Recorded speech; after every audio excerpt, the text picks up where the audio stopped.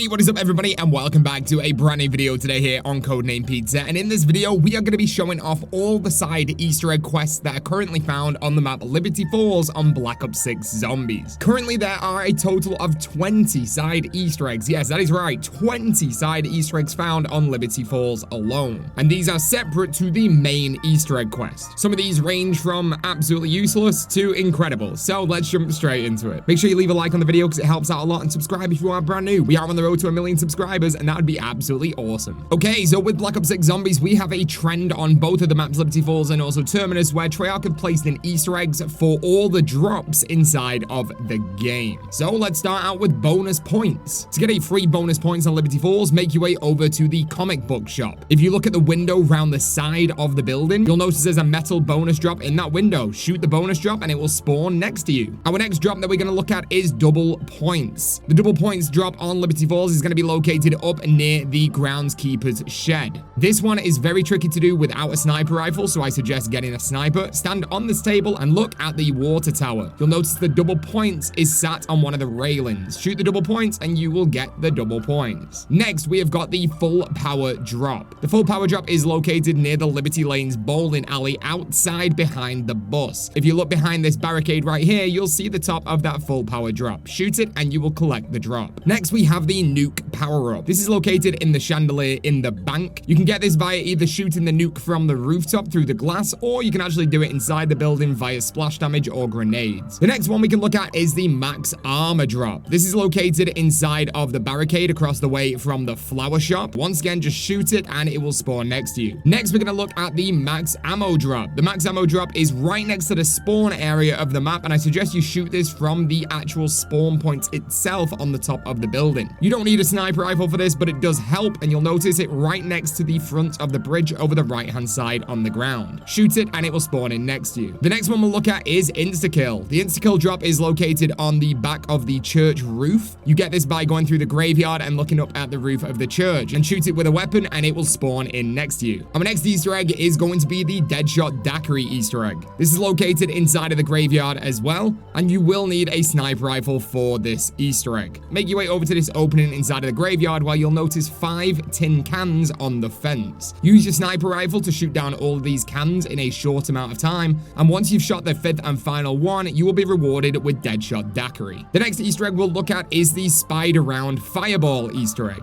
To get this started, you will need to flip to a spider round. When you're on that spider round, make sure that you have 3 semtexes inside of your invent. Make your way to the roof of the bank where you can throw your semtexes into the blood pool. After the 3rd one's gone off, you'll notice this giant red fireball will fire out from that pool onto the street itself and drop in a load of cool loot for you to collect. The next Easter egg we're going to look at is the vending machine melee Easter egg. There's a vending machine inside of spawn that you can go and make your way over to and melee. You can do this once per round and you'll be rewarded with an array of different stuff. You can be as unlucky as me right here where you just get 100 essence, or I've seen people also get the ray gun. Like I said, very varying rewards. There is also an upgrade to this Easter egg. If you go and get yourself melee macchiato, the brand new perk for Black Ops 6 Zombies, and go and melee this machine, it will reward you with better things. But the problem is you can only do this once, as when you melee the machine with melee macchiato, the machine will break. Once again, I got incredibly unlucky on my run where I only got a few essence anyway, but once again, I've seen people genuinely get a